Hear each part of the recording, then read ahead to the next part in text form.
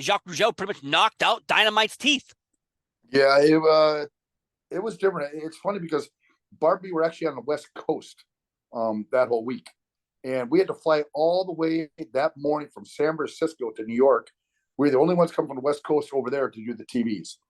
So we had just got to the building like about 5 o'clock, I think it was, or something like that.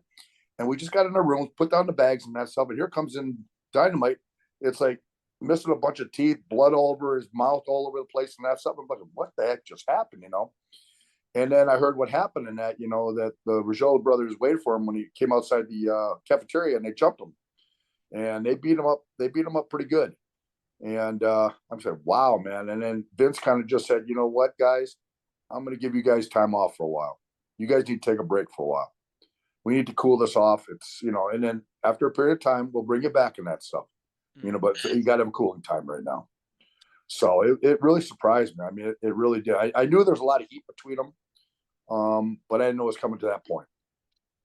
Right. I interviewed Jacques Rougeau, and the story of him is he was playing cards. This is how it all starts. There's always friction between them both, but Jacques Rougeau is playing like cards or some sort, and he's attacked from behind from Dynamite, and he just boots him in the face, like on the ground when he's trying to get up. So he knocked him out pretty much. So I guess that, the fume building inside Jacques was like, well, if I don't get my respect back, I'm always going to be pushed around.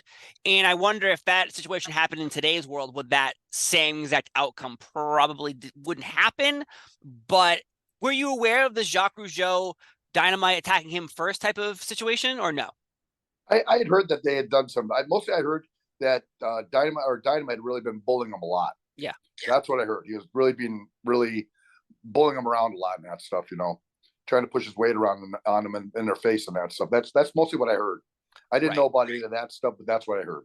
Yeah, because obviously, as you're an employee working backstage, there's always going to be gossip because there will be some downtime. But obviously, you tell one story, then someone tells a little different version of that story. Yep. And then by the time you get to it, you're like, he had a chainsaw? What do you mean? Yep, that's right. Yeah, I can understand that situation. But yeah, I imagine at the time, there is probably a situation where maybe you can lighten me on this. Was there a demeanor of like, not just Jacques and the Bulldogs, like I'm the big dog and I'm not going to put my weight around, but if you fuck with me, we're going to have problems. Like, because there's a lot of alpha males backstage, especially during that time. Yeah. Well, you listen, you had to do whatever you had to do for your respect. Plain and simple. You had to be respected, because if you didn't, these guys will eat you up. They would eat you up. I mean, each one of them, they'll do it.